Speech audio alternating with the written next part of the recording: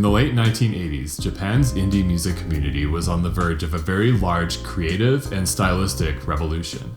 Shibuya-kei was a musical movement where indie groups began experimenting with elements from Western genres such as jazz, downtempo, obscure indie pop, and Brazilian bossa nova. This would result in the creation of a new genre of indie pop music.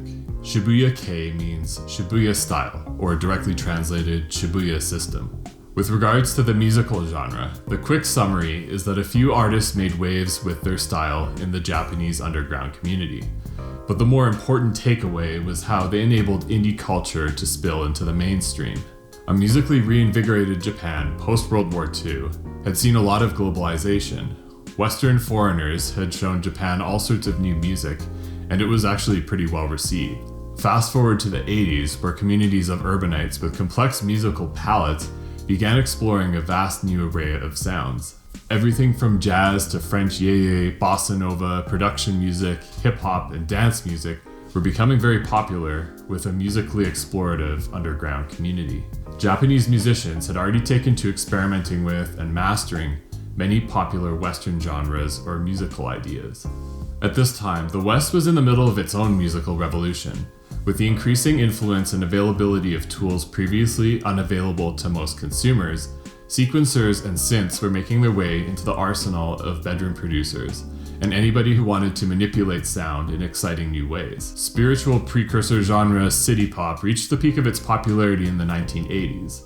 The genre was a fusion of soul, disco, and funk, but the market was ripe for a new change in fashion, given the global shift towards new plunderphonic exploration. Stevie Wonder put out Journey Through the Secret Life of Plants, said to be the first high-profile album to make extensive use of sampling. The rest of the electronic and hip-hop community quickly took to this new technique. DJ Shadow released Introducing, and suddenly the wave caused by this musical Pandora's box had fully permeated the mainstream. Producers like David Byrne and Brian Eno took musical experimentation to new limits, exploring the possibilities of artistic soundscape creation. Japan's own artists had already become savvy to the movement, with artists such as Yellow Magic Orchestra pushing the limits of what new technology could do in their electronic pop music. I'm about to tell you about how two musicians in particular completely changed independent culture in the Japanese mainstream consumer market. The cultural impact of this movement affected nearly every creative pursuit at the time, including fashion, art, TV, and film.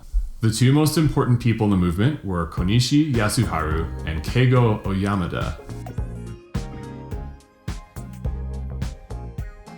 Konishi Yasuharu grew up in an upper-middle-class district of Tokyo. Music and record collecting defined his upbringing. From a young age, he was obsessed with his family's record collection. He would go on to attend Aoyama University, where he met Keitaro Takanami and Ryo Kamomiya at a local music society meeting. They formed a band with vocalist Mamiko Sasaki and put out their first single, the retro-futuristic Audrey Hepburn Complex, a juxtaposition of oppressive, mysterious FM noise and synths. Konishi had a lot of time and freedom to work creatively. He was supported by his parents into his 30s, giving him a lot of time to do what he did best, which was spending all of their money on records and messing around in a recording studio.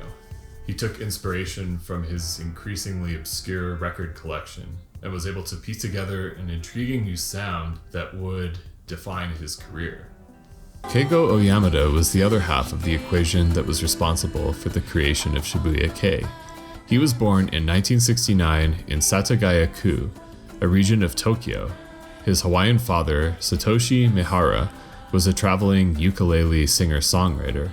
However, it was his mother who raised him alone, once resorting to living in what his cousin described as a dumpy old love hotel converted into a dumpy old apartment. The highlight of Keigo's youth was the exploration of music with his cousins. He would hang out in the shops in Shibuya, taking in the music and the scenes.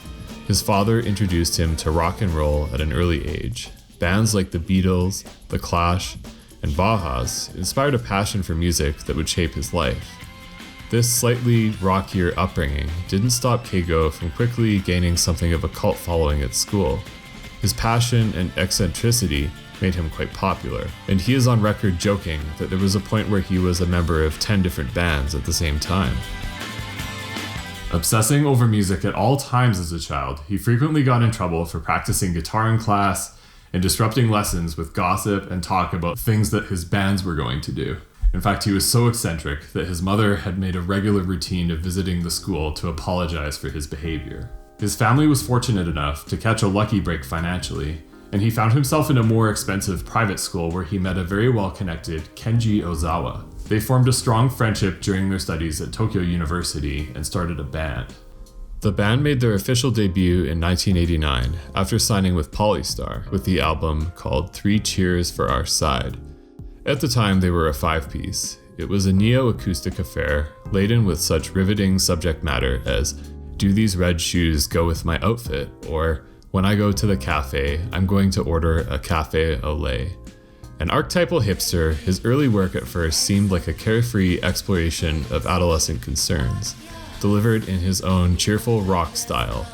Further along into the album, however, The Chime Will Ring dives into coming-of-age territory, albeit in its own lighthearted, carefree way. The song Goodbye Our Pastel Badges establishes a somewhat self-indulgent, whimsical vibe, but the lyrics explore some introspective coming-of-age subject matter.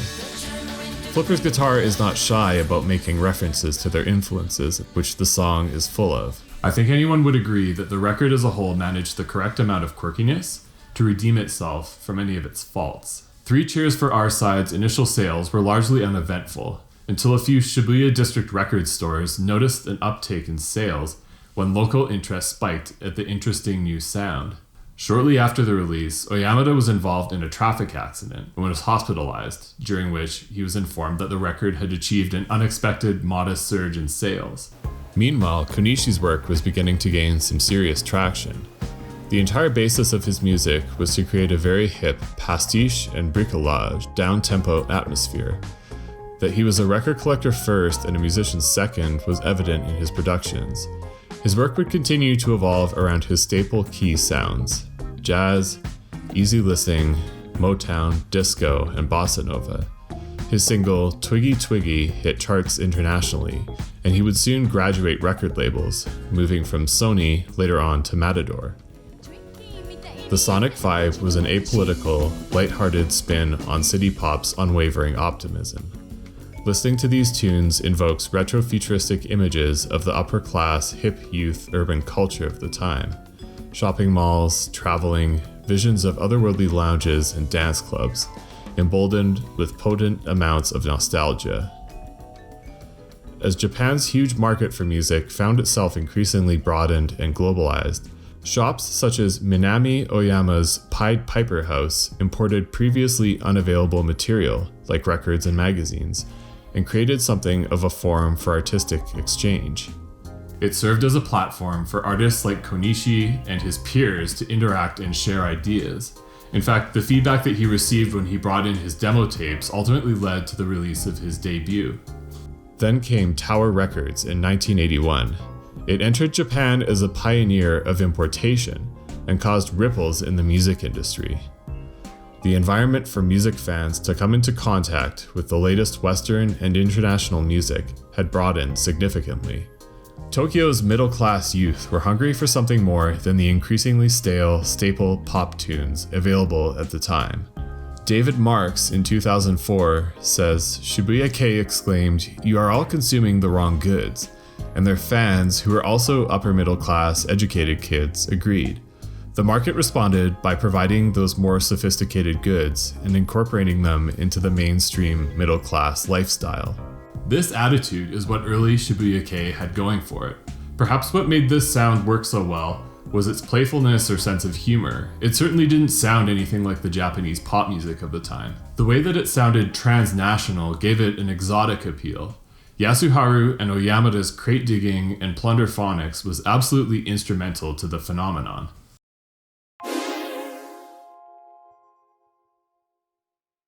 Flipper's guitar's band manager figured out a way to make more money, because that's what band managers do. Keigo and Kenji were full of potential, but needed to be extracted from their 3 other less useful hipster friends. Now Flipper's guitar was a two-piece. 1990 saw the release of a successful single, Friends Again.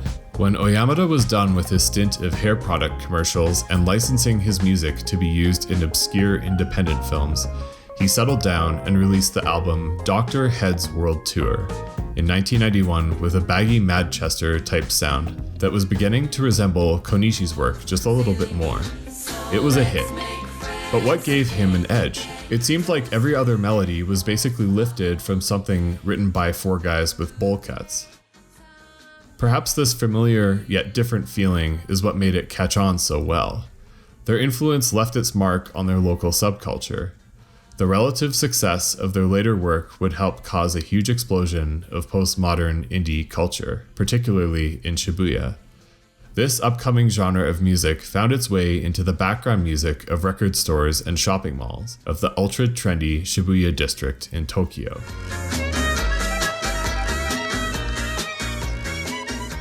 These records had made it onto shelves sort of by chance, as the scene was a big deal locally in the neighborhood. Business owners quickly took notice of the surge in record sales, which is where things really began to pick up for the genre. By the time the new Flipper's Guitar album had surfaced, however, the band had gone a curiously long time without making a live appearance. This was because the more electronic and sample-based style of music was proving difficult to pull off in live performances. It's said that this problem escalated into contention between Ozawa and Keigo, and that was it. No resolution was to be found, and Flipper's Guitar was no more. It's said that their relationship deteriorated to the point that the band manager had to be the intermediary between the two of them in finalizing the breakup of the band, as they were no longer on speaking terms.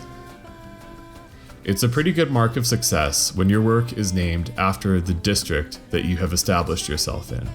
Shibuya-kei was coined to describe their sound, and that of others who would follow in their footsteps. The breakup of Flipper's Guitar marks the point where the term began to be used to describe the movement. In fact, it carried a secondary meaning. To Shibuya-kei meant your tunes were popping off and selling explosively.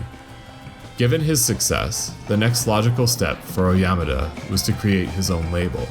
So the following year, through his connections at Polystar, he started Trattoria Records. This was the first Shibuya-kei-centric sub-label, and overall would be the most important in the scene. All of a sudden, doors were open for other artists to expand on the sound, and more interestingly, this resulted in something of a gateway for his and other artists' music to make it into the West. Now that running a label was making him more visible in the industry, he would more consistently cross paths with Konishi Yasuharu.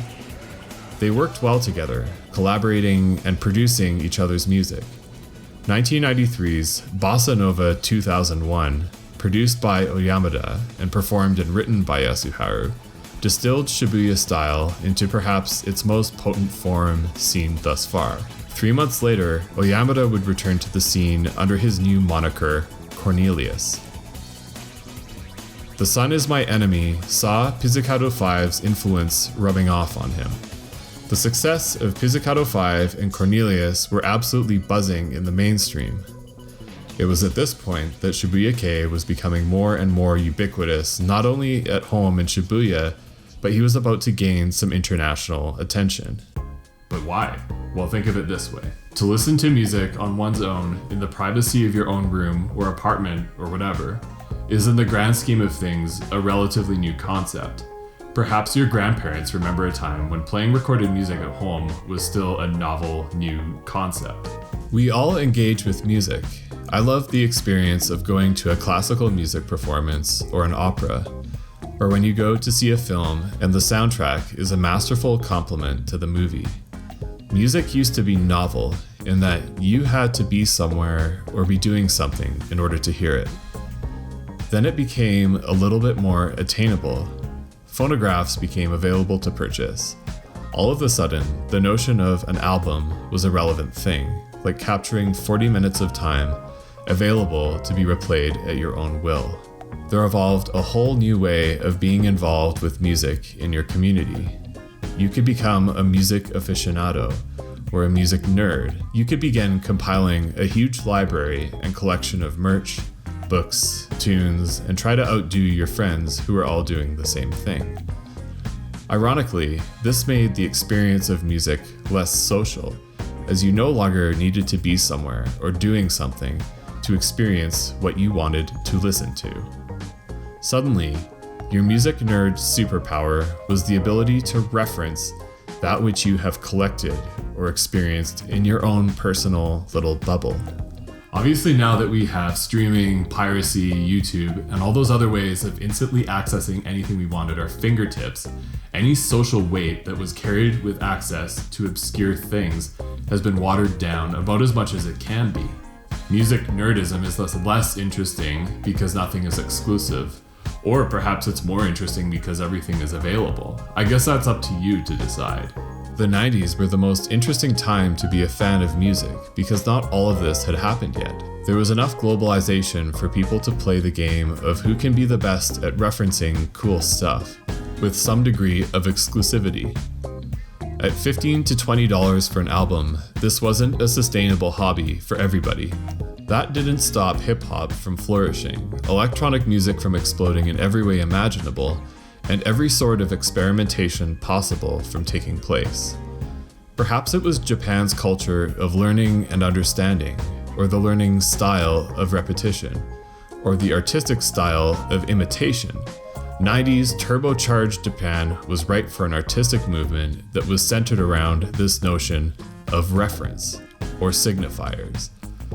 With its collage of foreign samples from the 60s and 70s, Cornelius's creation were the perfect new fashion trend for eager listeners to latch onto. To play with sounds like this was a risk that these artists took, and it paid off immensely. Especially considering the unforgiving nature of the indie music scene in Tokyo, where venues required a noruma, a minimum guest requirement that, if not fulfilled, requires the musician to cover the cost of running the event. It's not like artists were just going around throwing ideas at the wall expecting instant success. A common sight was to see artists on the street desperately trying to sell the final seats of their show before the evening. Shibuya-kei was something that needed to happen organically. It was an organic response to the scene and the conditions of its time. It succeeded because Japan in the 90s had an especially wealthy and vibrant consumer culture. Cornelius has been quite modest about the impact that he had, and is quoted as saying, "I was influenced by really small English indie bands, and I was active in a tiny scene that probably didn't even make up 100 listeners across the country. So I never thought that the music I was doing could become a job.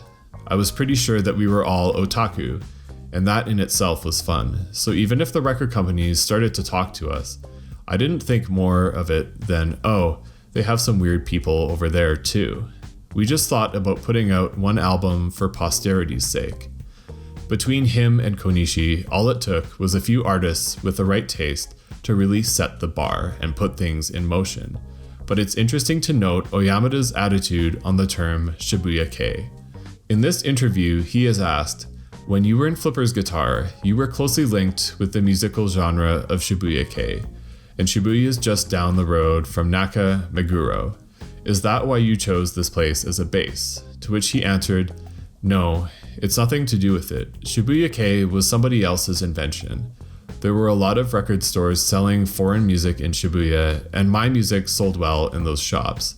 So people just called it Shibuya-kei one day. It's nothing to do with me. Naka Meguro's my local area. I'm either here or at home. That's it." It's very interesting to note how he decided to separate himself from the movement, which he very clearly spearheaded. Trattoria was the gateway that brought in like-minded artists. Hideki Kaji, Citrus, Salon Music, Free Design, Takako Minakawa, Seagull screaming "Kiss her, kiss her." These were some of the early pioneers of the sound. These artists both spanned and expanded the entire spectrum of Shibuya-kei, that spectrum being Pizzicato Five's dance sensibilities or Cornelius's indie pop sampling playfulness. Cornelius was the indie hero who had also achieved massive mainstream success. He was loved by music enthusiasts from corporate to underground. His leverage with larger players in the industry afforded him the opportunity to open doors for smaller, upcoming acts. He would frequently appear in mass-market media, featured with other prominent artists, and became an asset for advertisers, as his image became a cultural icon. Meanwhile, his girlfriend Kahimi Kari debuted under the name Salon Music. It was a more relaxed affair, a J-indie neo-Fleetwood Mac jam session with 808 drum beats. Kahimi Kari would go on to have perhaps one of the most important vocal careers pertaining to the genre. Her ability to adapt her vocals to a range of styles from bossa to straightforward pop with insane amounts of energy made her the perfect dynamic performer for the genre. She enjoyed a decent presence in the charts, with Good Morning World scoring high on Oricon, produced by Scottish producer Momus. By the time the 90s rolled around, some already established artists began to adapt the Shibuya-kei style. Original Love entered the scene, and while they didn't radically change their sound the way that others did, the influence was clear. Favoring live performance over studio experimentation, they had a jazzy, city pop, soul kind of sound. But even though member Takao Tajima claims that he is not of Shibuya-kei, they meet the criteria.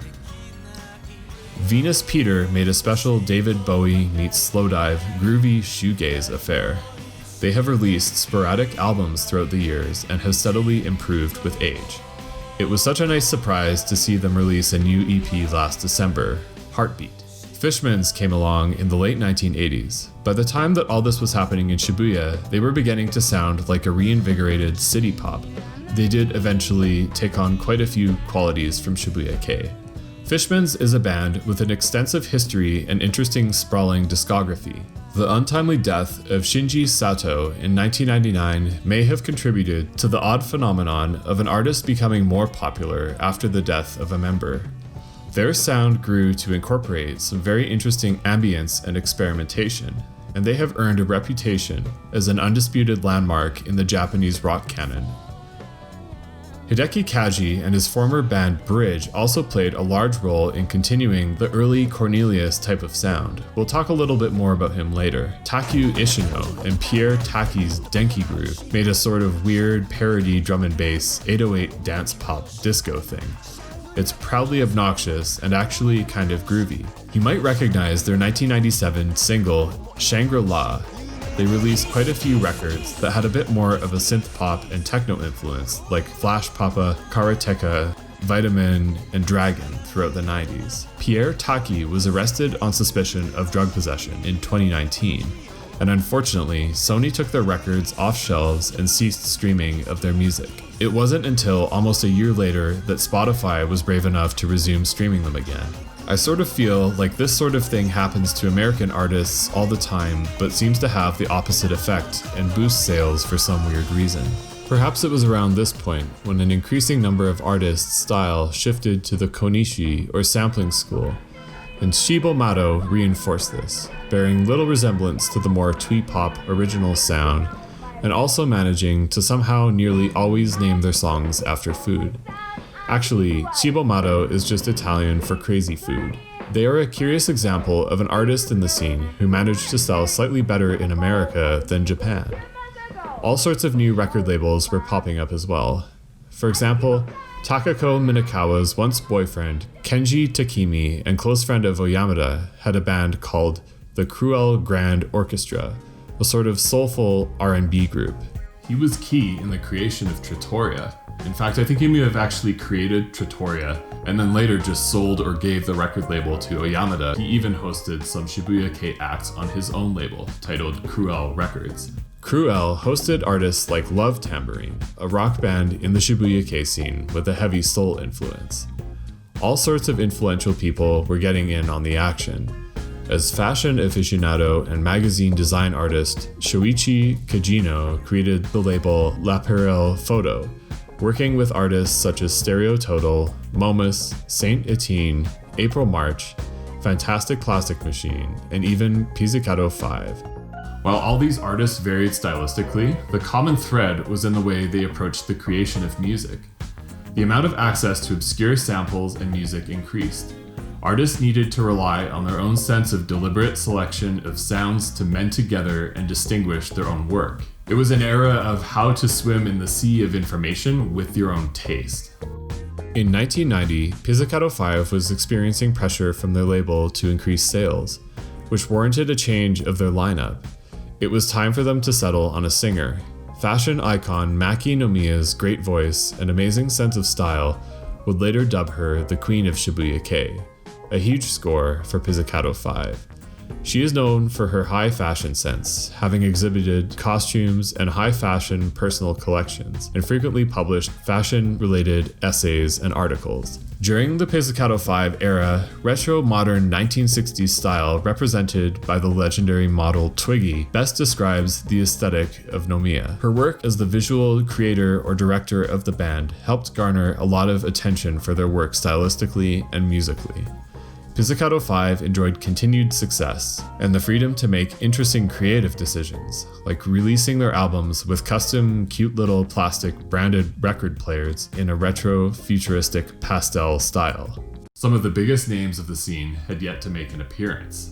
Enter perhaps who was to be the third biggest influencer on the scene, Tawa Tei. In 1990, Elektra Records' D-Light had struck gold with their huge hit Groove is in the Heart, with Lady Miss Kier, Supa DJ Dimitri, and third-generation Korean-Japanese jungle DJ Tawa Tei. Tawa Tei wasn't really into the whole world tour thing, so he let the band do all the work while he retreated home to write more music for them. Or maybe it had more to do with the fact that during a 1994 performance in Brazil, he fell off a stage while dancing and sustained a pretty serious back injury. Actually, around the time that this forced him to take a break from touring, he ended up losing interest in the project altogether, became more and more interested in the Shibuya scene, and released his debut, Future Listing, raising the bar for everyone. The album is extraordinarily rich with style, a milestone in 90s music, and an absolute must-listen for anybody with an interest in creative, sample-based music production. Not to be bested, the next year, in 1995, Oyamada, as Cornelius, put on his best Beck impression and released his first masterpiece, 6996. This went on to be his all-time best-selling record, peaking at number 3 in the Oricon charts that year. Everything we've covered so far brings us to the height of the Shibuya-kei movement. It is my opinion the biggest thing that happened next was how the international response to the sound furthered the sound and musical community. Post-feudal Japan found an opportunity for expats seeking greener pastures, as Brazil welcomed and now hosts the second largest community of Japanese expats abroad. So it is no surprise that culture brought home from this intermingling held lasting effects on artists of all kind. Bossa Nova quickly became a favorite. Nara Leao and Joe Gilberto became favorites amongst record collectors and music enthusiasts. Interest in Bossa Nova flourished not just in Japan, but also in the rest of Asia. A 2010 documentary, Bossa Nova Soul Nascence, talks about Japan's own Bossa Nova output. Fast forward to Yasuharu and Oyamada trying to out-hipster one another with their Plunderphonic record exploration. Bossa Nova quickly became one of the key tenets of the Shibuya-kei sound for several reasons.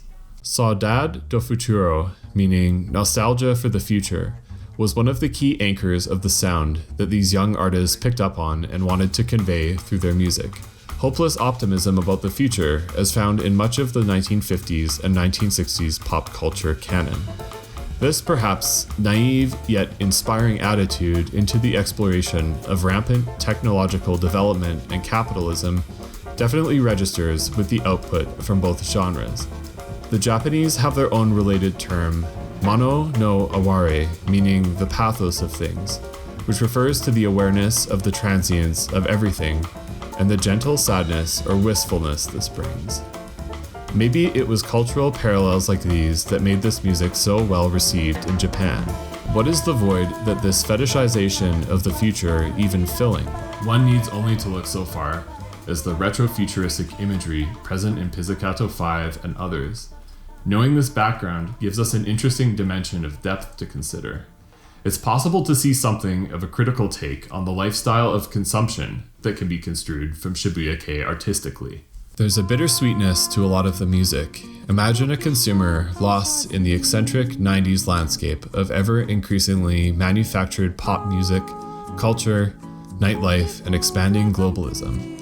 I don't think it's unreasonable to think that some of these themes' prevalence in the genre is a response to this shift in culture, perhaps a wish to reach out for some sort of unique, genuine human creativity. The connection to Brazil would continue with many artists featuring Brazilian singers late into the decade.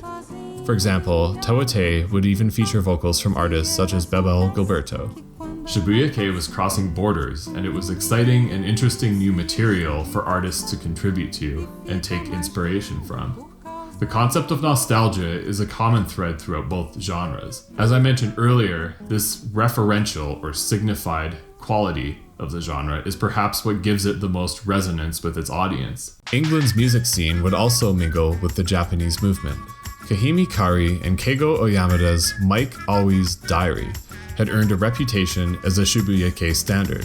It came bundled in an album full of homage to the 80s British pop art indie label L Records, known for its slightly analogous movement, bubblegum pop with neo-baroque stylization.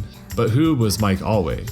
He was the man behind one of the most influential labels of the 1980s, L Records, which hosted such acts as The Monochrome Set and Everything But the Girl. L Records' playful humor and creative visual aesthetic were one of the key influences of Oyamada. It should be noted that their releases were almost exclusively marketed to the Japanese.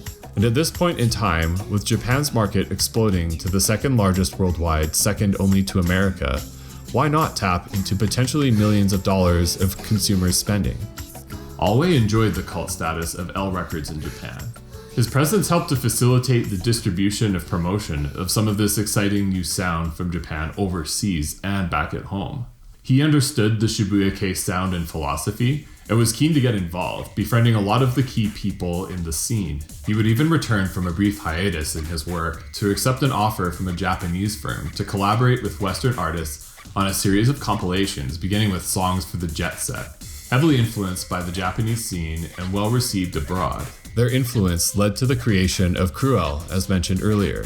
A French man called Louis Philippe, musician, news correspondent, football journalist, was also in on the fun. He had worked with such producers as Andy Paley, creating various kinds of hipster tunes, primarily chamber pop, associated with acts such as the Border Boys, but he is perhaps best known for his work in the Arcadians. Involved in what seems like just about everything in L Records, he made appearances on or contribution to a ton of well-known releases, such as Appointment with Venus. Around the time that Pizzicato Five were blowing up, his relationship with the label deteriorated and he turned his attention to Japan. Buddied up with Cornelius, they would trade ideas and influence between their respective nations' music scenes, some of which spilling back into his homeland in France, as Philip would maintain his strong ties with Tricatel, one of France's largest record labels at the time, especially given how much the French music scene was changing. And as the 90s progressed, the new thing was electronic music. Pirate radio filled the airwaves. Sergei Gainsbourg's legacy left hordes of hipsters playing with new, energetic, experimental sounds.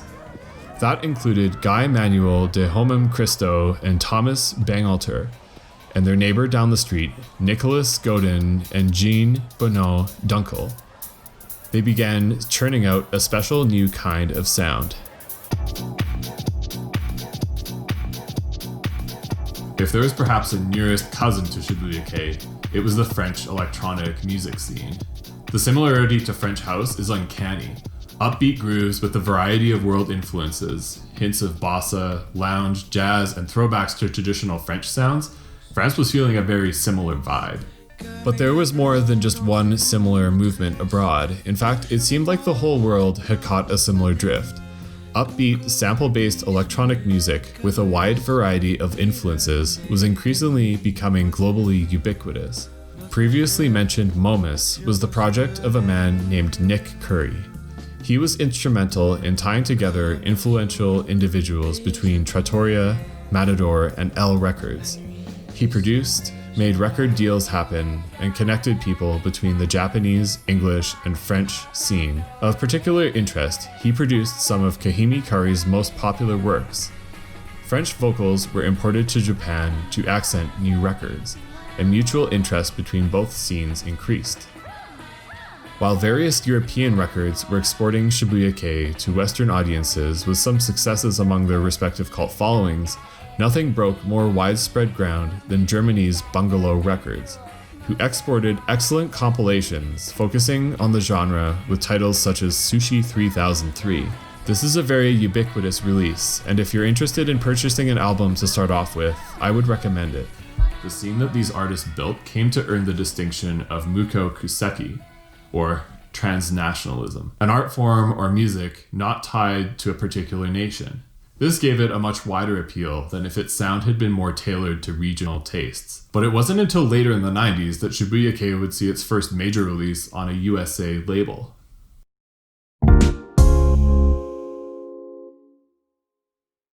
In 1996, Cornelius decided that it was time to completely outdo his prior record, 6996. Phantasma is regarded not only as his masterpiece critically, but also perhaps the single most important release in the genre. It frequently finds its way into lists of all-time best records on curators and review sites like Pitchfork, who even took time to celebrate its recent reissue. The record's impact was huge. It had a certain playfulness that rubbed off on the rest of the scene. It marks the time that Shibuya-kei started sounding a little bit more playful and a little bit less psychedelic space lounge. I cannot stress how absolutely amazing this album is. If your background is in electronic music, you will appreciate the fantastic creative sampling, drum machine, synth usage, and mastering. If you're more into indie guitar music, you will appreciate the absurdist take on hyperactive John Lennon energy pressed through the machine of turbocharged Shibuya craziness. If you have any interest in progressive rock or metal or whatever, you will appreciate the very dynamic compositions and crazy build-ups. If you ask me, I would tell you that Beck doesn't have anything with the same emotional depth as this, or Daft Punk never really managed to make anything as catchy as this. It's one of those albums where if you meet somebody who has listened to it before, they will take time to tell you how good it is. The album is top-shelf musician's music. The whole thing just sounds like a guy messing around in a recording studio in the best possible and most polished way. It's a wild ride from start to finish, distilling everything to be loved about the Shibuya-kei sound into its purest form, while he incorporates dissonant elements alongside more familiar, harmonically pleasing sounds. The tension plus his practice of bringing in sounds and sampling from mass culture, pure electronic tones, and sounds from nature leads him to being sometimes characterized as an acquired taste, or perhaps hard to get into. Yukari Fresh came along with some more modern sounding beats and a bit of an attitude. As a former member of Snapshot, along with her now husband Kugo Katayama, her solo career would end up being more interesting. There's kind of a sense of aloofness that's both awkward and intriguing, like an artist sort of bored or unsatisfied with their output, but then every few moments something great happens and you're like, oh wow, it really does make sense. Her first album, Cook Some Dishes, was more of a collection of singles, but it featured Hideki Kaji and none other than Mike Allway. Her sound was more fully developed on Eric, her more well-received follow-up. She has a fairly extensive discography and would eventually change her name to Yukari Rotten for a few releases. I think she has one of the more polished takes on the Oyamada Shibuya-kei sound. She soon got tired of being rotten and went back to being called Yukari Fresh. She would continue putting out some very cool records up until around 2008, but seems to have taken to DJing and working as a radio personality lately rather than making music. Cubismo Grafico started off making some very funky and intricate records and gradually got more experimental, which suited their style nicely. Taking a lot of cues from jazz and reggae, Cubismo Grafico's success lied in its ability to experiment without losing good composing or songwriting sensibilities. A bit more Philip Glass meets Beck meets IDM. White Harpsichord off their album Vocoder Block Diagram is the perfect example of strange samples, jazz chords, funk grooves, and programmed drums, creating a situation where a seemingly random mismatch of sounds comes together to create a piece of music that is cohesive and makes sense.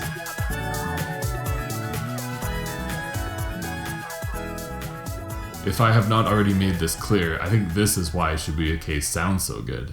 Anybody can mix random sounds together, but to make it sound good and memorable is an achievement that pays off when done right. Denki Groove at this point had kind of wrapped up doing their thing, but mastermind Yoshinori Tsunehara was looking for a new outlet. He signed under his own name with Escalator Records, doing roughly the same thing as Cubismo Grafico, except more experimental from the outset.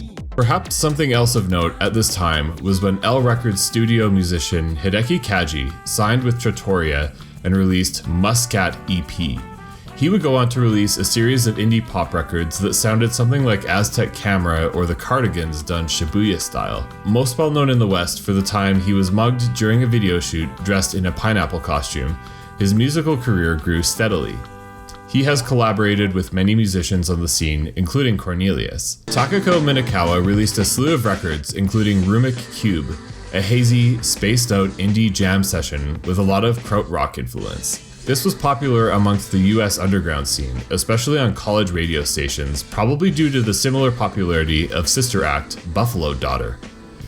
Buffalo Daughter was making waves with its cut-and-paste art rock style. 1998's New Rock hit number 77 in Japan's charts.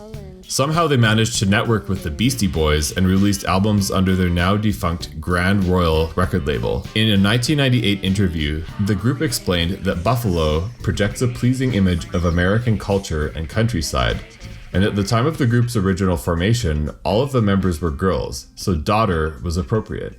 The sound of the name itself appealed to the group, hence Buffalo Daughter. Oh Penelope released a slew of critically acclaimed albums right until the turn of the century, went silent, only to recently release one EP 3 years ago. One nebulous, self-written explanation of their act summarizes that Oh Penelope have released 4 maxi singles and 1 full album, 18 tracks, but I fought with the agent office, then Oh Penelope broke up in June 1997. Now I'm solo. I always write new songs and lyrics for my album in my room, and it's going very well. Must have been some fight to result in a 15-year silence. Cubismo Grafico's pet project Neil and Ariza released Johnny Marr and nearly 10 singles before the end of the decade, making the most of the peak of the Shibuya-kei movement. They ended up responsible for some of the best material of their contemporaries, balancing the melodic indie pop sound with synths, sampling, and perhaps a little bit too much experimentation. In 1997, it was Konishi's turn to start a record label. Ready Made was born, and he took under his wing DJs Tanaka Tomoyuki, Akira Masanori, and Latin beat fanatic Como Estas Yagashi, who sounded kind of like a grown-up Denki Groove. Tanaka Tomoyuki's Fantastic Plastic Machine was building a lot of steam. In 1999, he released Luxury, a turbocharged version of his first album that featured the iconic You Must Learn All Night Long, a sort of drum and bass bossa kitsch sound montage that pulsates with energy and has a nice, satisfyingly slow build-up. FPM has a sort of an electricity to his sound, a very refreshing energy and a sense of exploration with his choice of sampling materials. But how did he come to sound like this? Criminally underrated Yan Tomita was one of the original artists to break Japan's Plunderphonics scene, and Tomoyuki was lucky enough to have been taken under his wing. Some of his quirks and energy can definitely be traced back to the eccentric veteran of production. Tomita has several masterpieces that are worth mentioning. An underrated and underplayed album that is of particular interest to many fans of 90s Japanese music also had its time in the mid-90s. In 1995, it was Doopy Time, a collaboration with the vocalists from Buffalo Daughter. You really need to hear it for itself. It's an album that defies easy description. While not specifically classified as Shibuya-kei, it had all of the components, and some of the most creative use of Plunderphonics that I've ever heard. It is both belligerently experimental and playful. The aesthetic is educational children's show meets emotionally distraught coming-of-age story, meets highly introspective musical experimentation, meets crying while playing Chopin. It helps that How Does It Feel and Now That You've Gone are such strong anchor tracks, really just solid songs that are straightforward enough to make the album more than one long performance art experimentation sequence. I expect that Tomita had a greater impact on the scene, but that is the subject of a future video. Later on, Ready Made would release some quirky referential throwback material. Goodnight Tokyo and Midnight Tokyo were collections of 60s tunes compiled for a Shibuya-kei palette. Things were growing fast and almost getting out of hand. In fact, there was a point where people were rushing to call any and everything Shibuya-kei, as in anything anti-mainstream that fit a certain specific Mukokuseki internationalist aesthetic. Ready-Made and Escalator had diversified their sound significantly, and to great effect. The artists involved in this movement had just a bit more freedom to advance their careers beyond the conventional boundaries of the genre. Shibuya-kei found its way into different forms of media, particularly fashion. The fashion savvy among you may be familiar with A Bathing Ape, indie fashion label perhaps precursor and influence on the modern streetwear scene.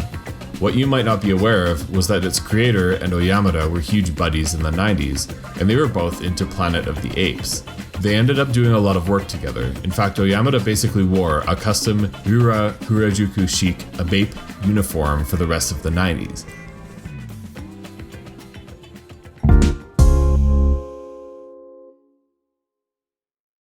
It was 2001, which meant that it had been an entire 6 years since Cornelius revolutionized the Japanese music scene. This time, he wasn't trying to do the Beck thing at all. Instead, as the Pitchfork article states, his masterful production and creation resulted in music more akin to the wizardry of such IDM acts as Aphex Twin or Square Pusher. I've always been into progressive and electronic music. I spent a lot of time in weird corners of the internet trying to find something new. If there's one album other than Phantasma that I would always encounter people in the wild discussing, it was usually this one, titled Point. I think Cornelius seems a little bit more confident in his ability to compose. It's more straightforward and to the point than Phantasma, bit of a less is more type situation. Each instrument, drum synth, and vocal seems more precisely calculated. Something that is largely agreed upon by fans is that this is the point at which Cornelius stopped relying so heavily on the retro sampling and aesthetic, and sort of came into his own sound, which is the perfect analogy for what was about to happen to the Shibuya-kei scene. The release of Point marked a major shift for the genre.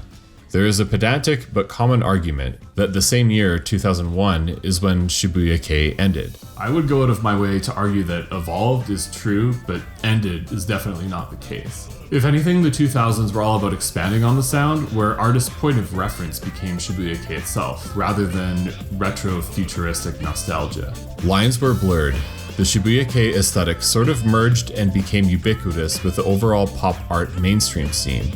And the typical Shibuya-kei releases continued popping up everywhere, but now artists were releasing content that spoke more from their own merit rather than relying on being part of a collective movement. Indie music in general owed its existence and prevalence to Shibuya-kei for allowing it to exist. Artistically, Shibuya-kei became more of a point of origin rather than a destination. And that's what happened with Meg, who was making waves with her heavy-handed house hip-hop sound, which eventually just morphed into straight-up J-pop. But if there was one artist on the scene who had a handle on hip-hop, it was definitely Hal Cali, who released some very cool Shibuya-kei-influenced hip-hop records, with a very well-conceived, confident, upbeat groove. Hal Cali Bacon is one of the best releases out of this era. It's such a fun listening experience. Even if you don't understand the lyrics, there's so many musical ideas going on that an exceptionally strong vocal performance by Halcal and Yukali is just one of the ingredients on this record.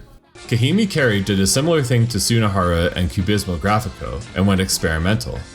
I think that this was just the trendy thing to do at the time. Meanwhile, Tomoki Kanda released some similar work. It seemed like a lot of these artists were on the prowl for more experimental production opportunities, trying a throw everything at the wall approach, trying to create the next trend. Yukari Fresh was releasing album after album of hits that only seemed to get better, spurring several offshoots like Mini Flex, producer Yugo Katayama's side project. Poly ABC, among their peers, Pasteboard, Rosette, Nichika, Ustandel, continued the original Cornelius sound, blending the sound into more of the general indie sphere. More on this later, but this is basically where the genre stands today. Dahlia made an appearance with their novel pop music, moody house tracks with great vocals. Eel made what is possibly the precursor to Picopop, with her highly experimental, jazzy yet groovy tunes.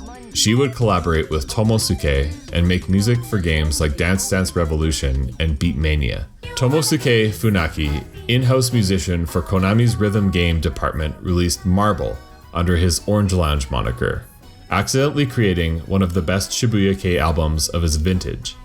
If you have ever played Dance Dance Revolution, you have probably heard his sound. It's almost like he was just trying to make a caricature of the sound for fun, but then did such a good job of the production that the album earns a seat in the Shibuya-kei canon. Konishi Yasuharu's sound matured significantly as his audience broadened. Remember that these artists were getting on in their years, and he would have been in his mid-30s at this point. Pizzicato Five didn't produce much work past the beginning of the 2000s. Konishi would occupy himself working as a producer, and a very successful one at that. He produced music for Yumi Yoshimura of Puffy Amiyumi, Elisa Mizuki, Akiko Wada, Mika Nakashima, and Japanese pop star boy band institution SMAP. Trattoria closed in 2002, with Cornelius looking for a bit of a reset. Maki Nomiya would further develop her career as a fashion designer and makes frequent appearances as a singer. Her vocals appeared in the 2004 PlayStation 2 game We Love Katamari, which features a soundtrack highly inspired by the genre. Her solo work was getting a little bit more prolific, releasing records like Lady, Ms. Warp, and Dress Code. Escalator Records found artists taking an influence from the aforementioned French electronic sound, or maybe a bit more of an NYC Berlin influence. The sound was looking a lot more electronic and a lot less loungy. Aprils would create a modernized take on the early Flippers guitar sound. So did Spaghetti Vabune.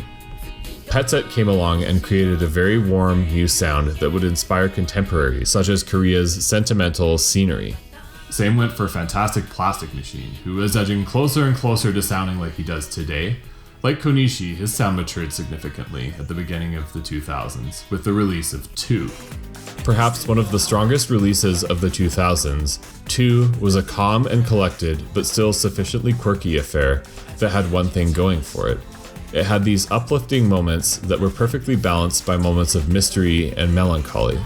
The aptly named Reaching for the Stars is a very memorable track thanks to its excellent vocal harmonies by featured vocalists Incognito. Why Not and Days and Days are two other standout tracks that share a similar vibe. There was a period of time in the 2000s when publishers began offering manuals or magazine publications with instructions for the technique on creating Shibuya-kei tunes. This sense of ubiquity was felt by the musical community, with nobody wanting to be associated with the term creatively. More music was accessible to more people to reference for production and sampling, so there was no longer a mystique or elitism behind sampling, which perhaps eroded some of the oomph of earlier producers and forced them to change stylistically. Humorously, the sum total of these efforts seems to have resulted in everybody creating the same sounds, just more matured. Artists would gradually shift to trying to sound more timeless. Shibuya-kei's status as a cultural staple by the year 2010 had simmered down. As with all trends, it retains a cult following abroad and is a frequently visited subgenre and set of sonic tools commonly drawn upon by modern artists. Some people point out the notion of pukuri, a sort of attitude towards the use of sampling in music. I'm going to cover this in a later video. The morality and legitimacy of sampling in music is a massive rabbit hole, but the general consensus, at least in the West currently, seems to be such that the legitimacy of sample use stems from how samples are used to an effect such that they take on a new meaning, rather than just copy and paste. This notion creates the fine line between pastiche and pukuri. Cornelius's The Micro Disneycal World Tour was uncannily similar to a track by the High Llamas, but it is up to the listener to decide if Cornelius's recompilation carries with it the artfulness that warrants its existence. By the mid to late 2000s, it was safe to say that the original movement no longer resembled what it once was. A fragmented scene of indie artists, no longer consolidated into just a small handful of record labels. It's been said that the genre has been split into 3 different camps. Post-Shibuya-kei, meaning artists influenced by the creators of the movement, but younger and outside the original clique. This would include Kipphone, Sarani Poji, Roundtable, Paris Match, Hair Salon, Spank Happy, RoboShop Mania, Akakage, Symbols, Stone Soul Picnic, Sunny Day Service, Bluno, and Frenesi. Then there is the same kind of artists, except taken under the wing of the original artists, such as Half-B, Nomoto, Korea, and Harvard. The third group is Neo-Shibuya-kei, which includes acts who were probably too young to experience the movement firsthand, but were influenced by it and went on to create similar sounds. This would include Nakata Yasutaka's Capsule, and artists such as Hazelnuts Chocolate, Aprils, Dahlia, Petset, Spaghetti Vabune, Pictogram Color, Kofta, Orange Noise Shortcut, and Tetrapla Trap. These artists have their own set of labels, for example, ABCDEFG Records, Sucre, and Softly, which range from experimental to Shibuya-kei flavored J-pop. One of the most important offshoot genres of Shibuya-kei is known as Picopop. Picopop is best described as an energetic, cuter, more saccharine version of Shibuya-kei. Samples stir further into the direction of toy sounds, 90s cartoon samples, cute synths, and high-pitched vocals. Plus Tech Squeezebox is perhaps the most well-known artist, with their album Cartoon regarded by Mike Alway as one of the best in the genre. Their friends over on the Usagi Chang record label host McDonald Duck Eclair, Micro Mac Machine, Sonic Coaster Pop, Pine Am, YMCK, who all helped to establish the sound. There is a small crossover with a bit of a chiptune movement that also happened, mostly spearheaded by YMCK in artists like Hige Driver, Sweet Vacation, or Ram Rider. It turns out that not everyone sat well with these new artists riding on the coattails of the genre's pioneers. Naka Masahi from Escalator Records' Yukari Rotten was apparently upset at comparisons that were being made to Capsule, another Shibuya-kei meets Picopop act. The use of the Shibuya-kei sound didn't sit well with many of the original artists. It's a touchy subject, having your juniors entrench on your musical territory, especially that which they built from the ground up. This would kind of erode later into the 2010s. I guess people just tend to mellow out with age, or perhaps some of these acts simply just refine their own sound. Capsule, for example, branched out into a much more commercialized J-pop variant. In 2020, I don't know if it's really necessary to distinguish the genres. To my tastes, some of these newer artists make records that are just as good as or better than many of their predecessors. Speaking of frenesy, Fusako Kumasaki's gentle, bittersweet, bossa twee light synth pop project, along with their side project titled Blue No, when paired with Hammond organ player Daisuke Kawai, has released perhaps some of the most sought-after records of this period. Cupra strikes such an intriguing balance between melancholy and cheerful, with one of the most appropriate uses of vocals that are just ever so slightly uncomfortable or dissonant. This effect adds some really interesting depth to the record. YouTube user 447GHT made history with the following comment on the music video for Undercover Investigator, which was said to be originally intended as the opening for some cancelled anime. I quote, "This anime would be set in the 1960s and would be about a female android who is designed to be rented off to various companies to perform various tasks. It would deal with themes of identity, anomie and isolation, and human obsolescence. The beginning would consist of largely episodic filler, but towards the middle, a story arc would begin to emerge, concerning a sort of Frankenstein monster-type fate for our heroine. She would be rendered obsolete or determined to be illegal, and taken apart for scrap, then reassembled by a tech-savvy but kindly character, whom she had met in her earlier adventures.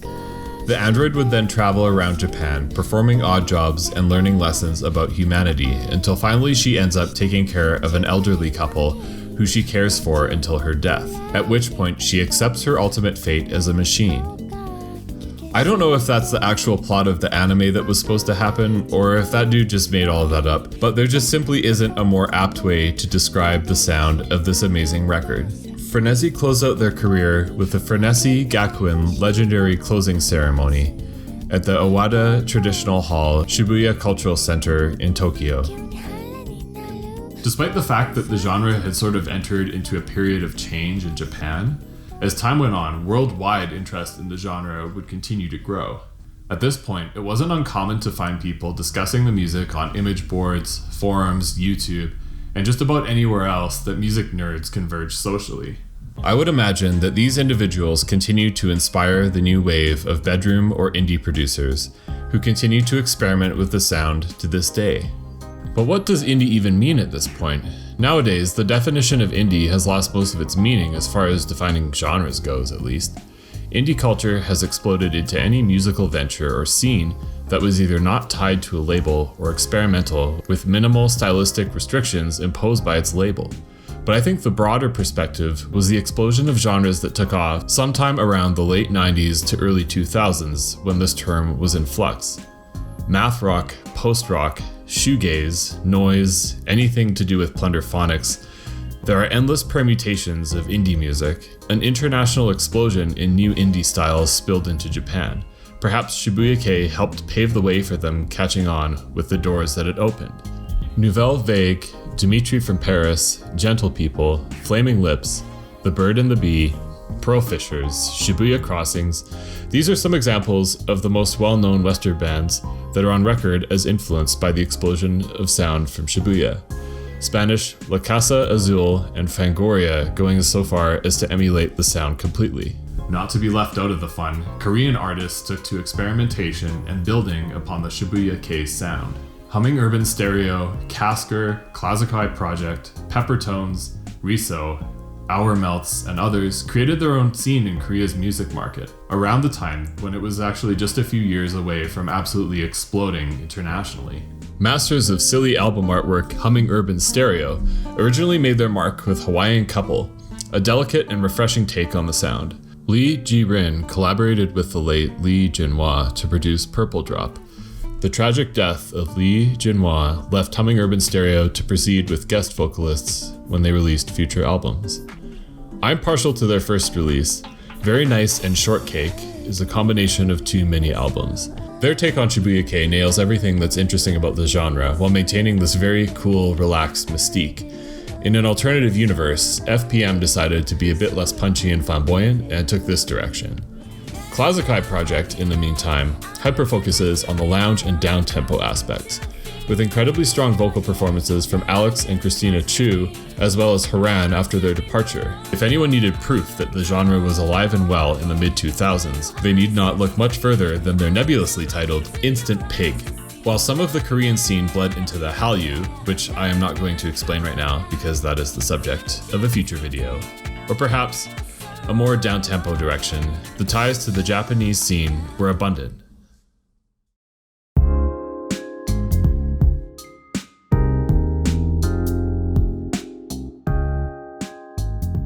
Now that we have established that Shibuya-kei is alive and well but just in disguise sometimes, what has been happening recently? Toate has found an incredible new visual aesthetic and doesn't seem to be becoming any less active. His sound is more developed and distinctive, more mature perhaps, but the indelible characteristics are ever present. On the topic of evolving his sound, in this interview he talks about some of the process behind the creation of his album Emo. Speaking of old songs, REM is also old. It's REM Sleep, but I wanted to make Sleepy Feeling a song. After 311, I couldn't make or listen to music anymore. After about a month, I started listening to contemporary music such as Harley Perch and noise music, and then I liked John Cage and Steve Reich. I started listening to non-pop music, non-music to contemporary music, and I thought I'd try it soon, so this song was the first song that I made. At first, it was a more abstract instrument. At that time, it wasn't complicated and I left it for a long time. But when I expanded the standard output within myself with the theme of emo, this was also Ali. I thought it was the 9th album, so I thought that I needed this song to put in 9 songs and express 9 emotions, and to express my current emotions at the age of 51. I don't usually try to make a song that makes me feel sleepy, but sleepy is an emotion that is almost every day, and if the theme this time was emo, I thought it would fit. He seems disinterested with touring and seems to want to spend the rest of his career focusing on music production. Just partaking in the craft seems to be his primary interest. When asked about his primary motivation, he says, "My grandson. I want my grandson to listen to my music. My grandson hasn't done it yet, but seriously, my weakest point is greed or business. It may be a place where you have a weak desire to make more money. It's not that you don't have any desire at all. When your grandson says, 'I want this,' look at the price tag and say, 'Because it's expensive, go here.' I don't want to be crazy. I want to earn that much, so I have to do my best to do what I like. I can't do what I don't like. FPM has consistently been releasing albums. It seems like no matter what new direction of house music he goes, it's always slightly Shibuya-kei flavored.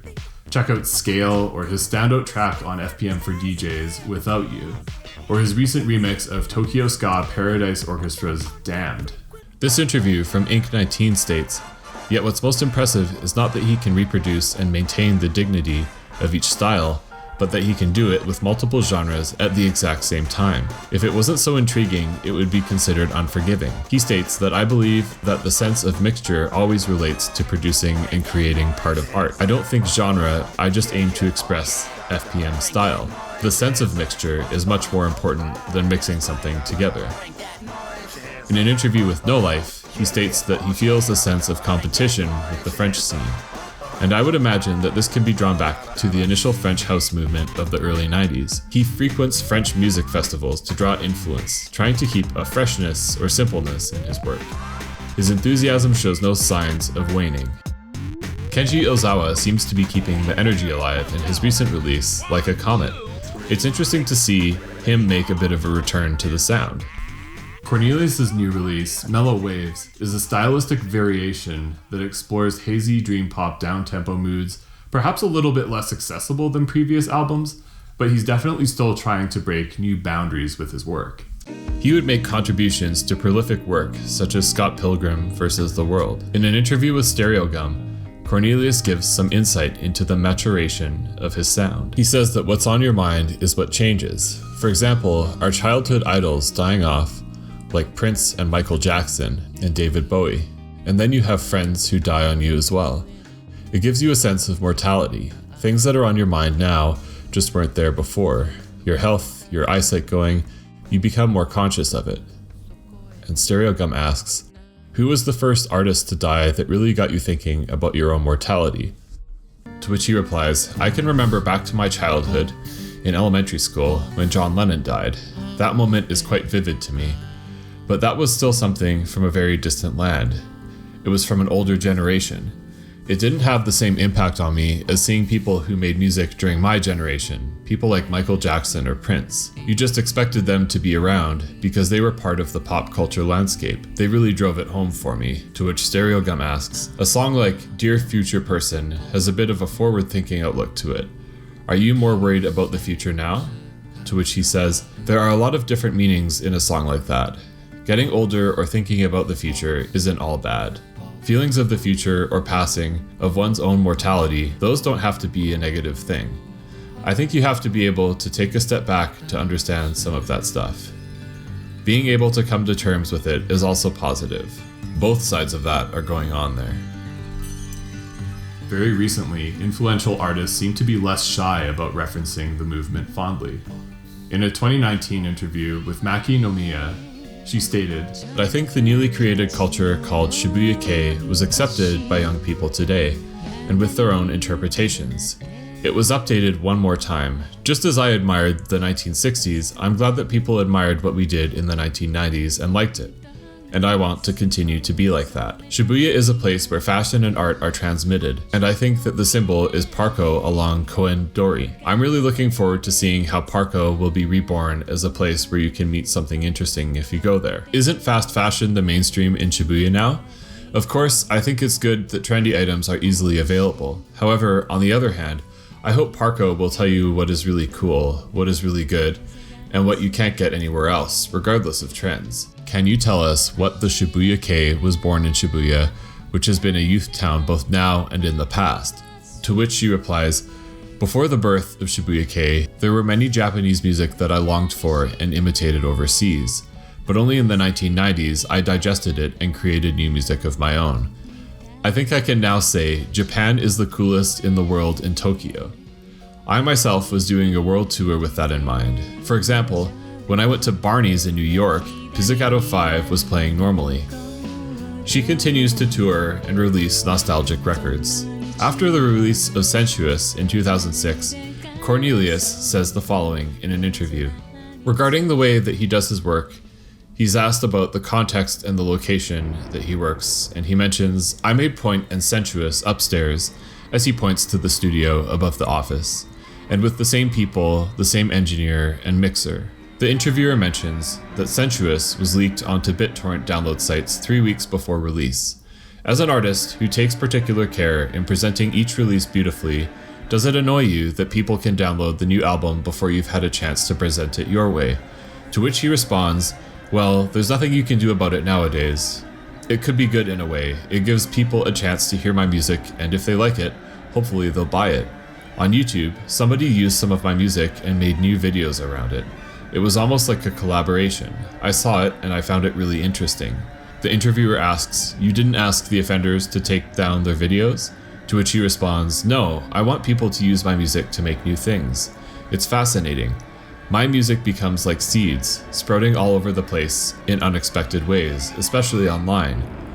YouTube is a great place to mix up ideas and show your work, and a lot of things happen on that site. What an appropriate attitude for one of the godfathers of modern sample-based music. More conventional Shibuya-kei sounds continue to emerge to this day, such as Tweeties, a band featuring Natsumi Kiyora and Reiji Oki. Formed in 2015, the vocals are a warmer and thicker version of Asako Toki's, and some have made the comparison that they are like a less misanthropic version of those found in the work of Symbols. Hideki Kaji, who I have managed to almost completely neglect in this video, except the blurb about the pineapple costume, continues to release Flipper's guitar-esque indie pop tunes. Don't worry, I haven't forgotten about him, as he is a fairly influential figure. He is getting his own video later. Indie bands like Fujin Club, For Tracy Hyde, Theory of Relativity, or others take a very polished, mature take on the sound, but remind me of Shibuya-kei with frequent flashbacks of retrofuturism in their sound. I think this is sort of the logical continuation of this flavor of indie music in Japan. For Tracy Hyde makes this amazing retro-sounding indie twee pop jangle with moments of synth pop, retro throwback sensibilities with a very refined and mature production. Even on one of their new tracks, Sakura no Sono, a shoegazy affair, the production lets each instrument voice shine perfectly. A band like Theory of Relativity gives us moments of 60s nostalgia, throwbacks to bossa nova with certain phrasing, melodies, and instrumentation. And we also get moments that just straight up sound like Flipper's guitar. I don't think it's a stretch to say that Shibuya-kei sort of just merged with the rest of the indie scene. It seems that timelessness is the current trend with a lot of sound and aesthetic design right now, so that Japanese indie bands are sticking to classic, refined sound. The kitsch and over-the-top playfulness has definitely been culled. For example, you can see the way that it's present, but mostly subdued, in newer work from Towa-tei. While the subject of Towa-tei's output and evolution warrants an entirely separate video, it's interesting that out of the original cast of the Shibuya-kei scene, he seems to be the most aware of the recent resurgence of synth pop and 80s aesthetic, and his new work is brimming with this energy, yet in this really refined, calculated, timeless fashion. From as far back as 2014's Radio to this summer's Magic, the energy from his music videos is just otherworldly. I think he is perhaps the best example of an artist who has managed to adapt the sound to modern tastes. It seems like at present, the archetypal Shibuya-kei sound finds itself buried somewhere between larger artists progressing their own sound, SoundCloud and Bandcamp culture throwing new sounds out to see what sticks, and the sudden revival of interest in 80s nostalgia. In fact, the genre's younger cousins, Vaporwave and Future Funk, are sort of doing something very similar ideologically. Not every modern artist that seems to be affiliated with the scene identifies as Shibuya style, but the resemblance is usually uncanny, and the indie attitude is strikingly familiar. I hope you've enjoyed this video on the history of Shibuya-kei. As this channel moves forward and I learn more, I would like to release an updated version of this video one day. If you have any feedback or want to let me know about anything important that I've missed, please drop me a line on Twitter or in the comments. I would also like to give a huge thanks to people who have been following me on the music channel. There are a few of you who I've seen around for nearly 10 years now. I know that I have played with the idea of doing something like this in the past, but this is the first time that I've felt confident enough in regards to my ability to make this video worthwhile. Please continue to support musicians who are pioneering new sounds. I hope you enjoyed this video and will join me next time as we take an in-depth look into the history of city pop. Before I go, I need to give a huge shout out to Carousel for the music design for this channel. Please check out his album Dolce Potato and follow him on Twitter. I was absolutely blown away with what he came up with, and I'm so proud to be able to use it for this channel. I would also like to thank Coma Blue for doing most of the art design for this channel, as well as artist Lucas Bow for doing the video title artwork. And of course, if you like and subscribe, it's going to help me to continue to make videos like this one. See you guys next time.